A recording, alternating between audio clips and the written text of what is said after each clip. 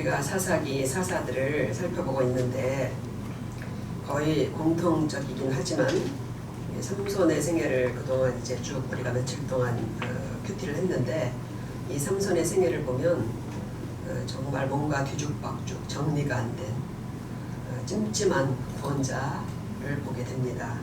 그러니까 삼손의 믿음도 좀 그런 것 같고 인격도 그렇고 방법도 그렇고 과연 이 사람이 적격한 구원자인가 하는 생각을 우리가 하게 됩니다. 월요일자 매일 성경에 보면 아기를 낳지 못하던 삼손의 부모에게 여호와의 사자께서 직접 이 삼손의 잉태를 전해줍니다. 여기서 여호와의 사자는 심부름꾼 천사가 아니에요. 구약 성경에서 하나님과 사람 사이에서 일하시던 성육신 이전의 예수님을 말합니다. 성자 하나님이 직접 오셔서 삼손의 태생을 알릴 정도로 그렇게 대단하게 태어났지만 삼손이 그렇게 대단한 사람이 아닌 것이 우리를 당황스럽게 하죠. 그 정도 탄생 스토리라면 남과 다른 그런 거룩한 성장이 기대되잖아요. 매일 기도하고 또 율법을 묵상하고 언어하고 신실하고 그런 사람이 되었어야 할 것 같은데 그렇지가 않습니다. 삼손이 한 일은 40년간 이스라엘을 지배하고 괴롭히던 블레셋과 싸워서 이스라엘을 구원한 거예요. 그런데 블레셋 사람들과 싸우는 것도 결혼 문제를 두고 블레셋과 얽힌 사적인 감정이 동기가 되는 것을 우리가 보았습니다. 그러니까 오늘 삼손이 블레셋 사람들은 혼쭐을 내주는데 1000명을 혼자서 죽이죠. 이 싸움의 발단도 삼손의 여자 문제입니다. 그러니까 삼손이 블레셋 여자를 아내로 얻으려고 하는 내용이 14장에 나오거든요. 이제 결혼을 위해서 간 삼손이 그 동네 청년들과 옷 30벌을 주겠다고 수수께끼를 하나 내고 내기를 걸어요. 그런데 얻으려는 블레셋 아내가 동네 사람들의 협박에 몰려서 삼손에게서 이 수수께끼의 답을 알아내 동네 사람들에게 알려주죠.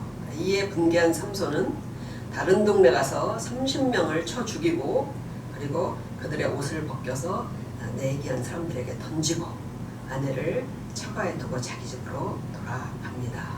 그리고 이제 오늘자 본문에서 시간이 좀 흐른 뒤 삼손이 다시 그 블레셋 아내를 찾으러 가는데 그 사이 그 여자는 이미 남의 아내가 되어 있었습니다.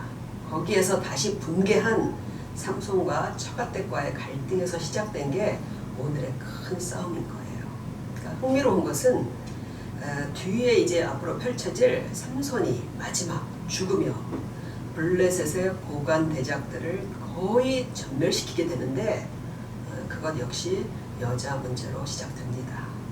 그러니까 삼손은 하나님께서 선택한 사사였지만 딱 사사기 시대의 신앙에 걸맞는 사사였던 것이에요. 우리가 삼손의 이 사사 역할, 사사로서의 생애를 통해서 알 수 있는 몇 가지 요점들을 정리해 보도록 하겠습니다. 첫째는 완벽하다고만 하나님께서 함께 하시는 것은 아니라는 거예요. 우리 중 누가 완벽하겠습니까? 하나님은 불완전한 성품과 신앙을 가진 삼손을 고치지 않으시고 그 성격 그대로 그 믿음 그대로 사용하셨어요. 사실 사람이 잘 안 고쳐집니다. 그러니까 많이 달라지고 고쳐졌다고 생각하는 것은 자기 생각이지 사실 곁에 있던 사람들이 보면은 그렇게 많이 달라지지 않아요. 그래서 하나님의 뜻이 성취되는 것이 사람에게 전적으로 달려있지 않은 것입니다.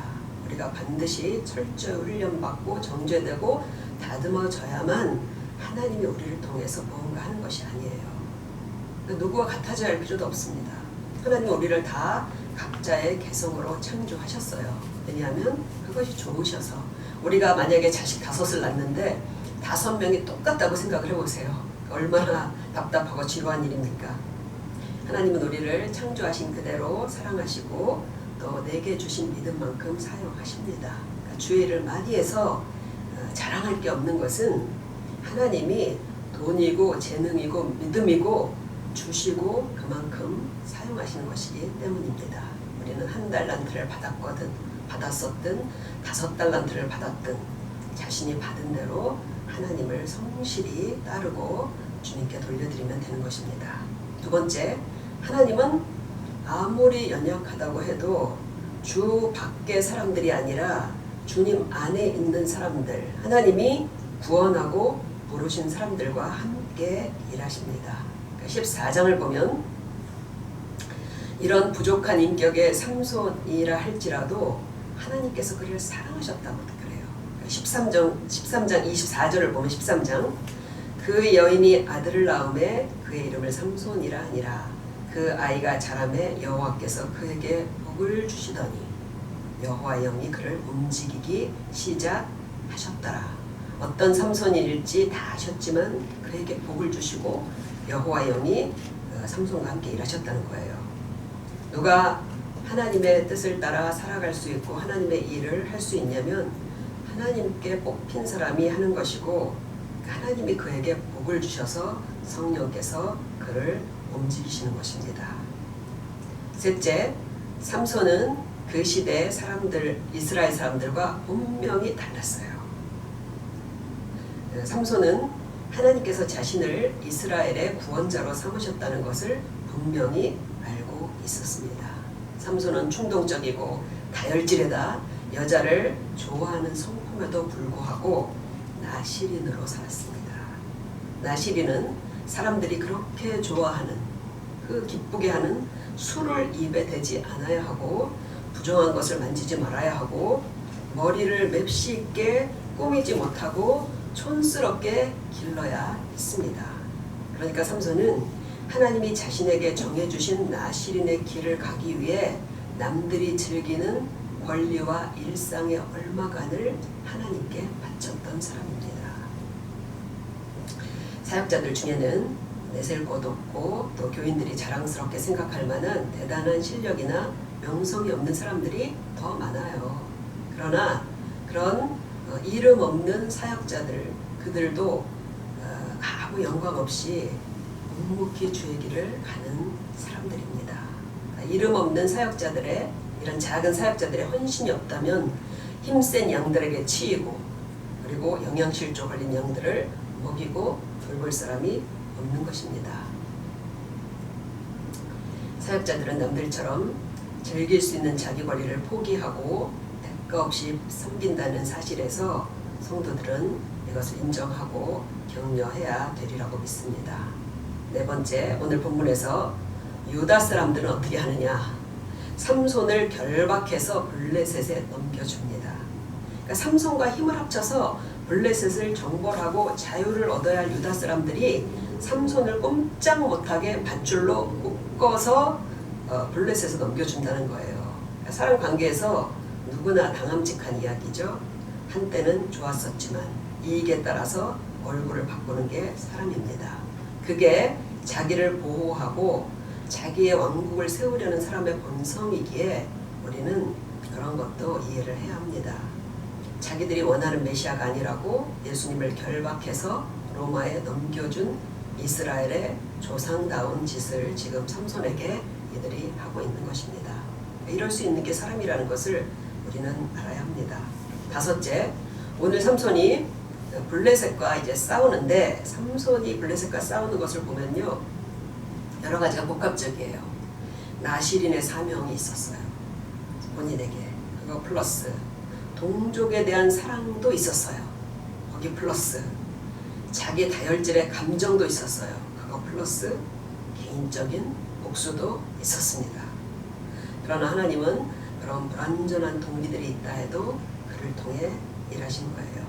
우리가 살면서 하나님을 위한다고 하지만 더 깊이 내면을 파고들면 내 영광과 이기심과 계산이 교묘히 섞여 있다는 걸 항상 우리는 알아야 돼요. 만일 하나님의 섭리가 완전한 사람, 완전한 믿음의 동기를 통해서만 펼쳐진다면 2000년이 지난 지금도 복음은 아마 지구의 한 귀퉁이에 머물러 있었을 것입니다. 하나님의 영이 기꺼이 이렇게 충동적인 삼손과 함께 일하신다는 거예요. 14절에 삼손이 레히의 이름에 블레셋 사람들이 그에게로 마주 나가며 소리 지를 때 여호와의 영이 삼손에게 갑자기 임하시네. 6번째, 하나님의 구원이 정교하게 준비되고 절차대로 진행되지만도 않는다는 거예요. 그러니까 삼손이 무슨 무기를 쓸지도 정해놓지 않으셨어요. 하나님의 영이 갑자기 임하시자 삼손은 옆에 있던 나귀의 새 턱뼈를 냅다 집어들고 블레셋 사람 1000명을 죽입니다. 그러니까 하나님의 우리를 위해 일하실 때 때로 그렇게도 하신다는 거예요. 어떤 일은 오래 준비하고 치밀하게 순서대로 진행되지만 어떤 일은 냅다 일어납니다. 반드시 내가 옳다고 생각하는 대로만 하나님이 갇혀서 일하지 않으셔요. 그러니까 지금 나가서 싸워야 될 총탄이 부족하고 내 사람들이 부족하고 준비가 아직 안 된 것 같은데도 어느 날 하나님은 불현듯 일을 거세게 몰고 나가서 하나님의 일을 해치우기도 하십니다. 우리는 다만 하나님이 내게 주신 사명을 알고 삼손처럼 내가 포기해야 될 것, 절제해야 될 것을 하나님께 드리며 하루하루 거룩한 산 제물로 그렇게 주님을 따르면 됩니다. 하나님은 우리가 지금도 여전히 고민하며 전전긍긍하는 문제를 언제 어느 순간에 냅다 해결해 주실 수도 있다는 것을 우리가 알아야 돼요. 그리고 마지막 7번째, 하나님의 구원의 도구가 된 영웅 삼손이라 할지라도 하나님 앞에 생명을 구원받아야 할 사람이라는 거예요. 나귀 턱뼈로 1000명을 전멸시킨 삼손이지만 그는 하나님 앞에 자기 목숨을 구해야 하는 연약한 인간이라는 것을 우리가 읽은 본문이 보여줍니다. 그가 목말라 죽게 되었다고 하나님께 외치죠. 내가 이제 목말라 죽어서 할례받지 못한 자들의 손에 떨어지겠나이다. 그렇게 하나님께 간절하게 그 구원을 간구해요.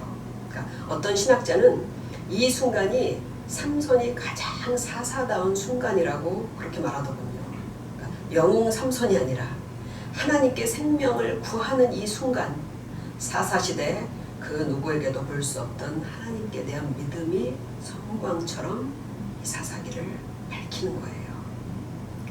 하나님이 구원이심을 알고 있던 그 믿음 때문에 삼손은 히브리서 11장 믿음장에 그 이름이 오르는 영예를 얻은 것입니다.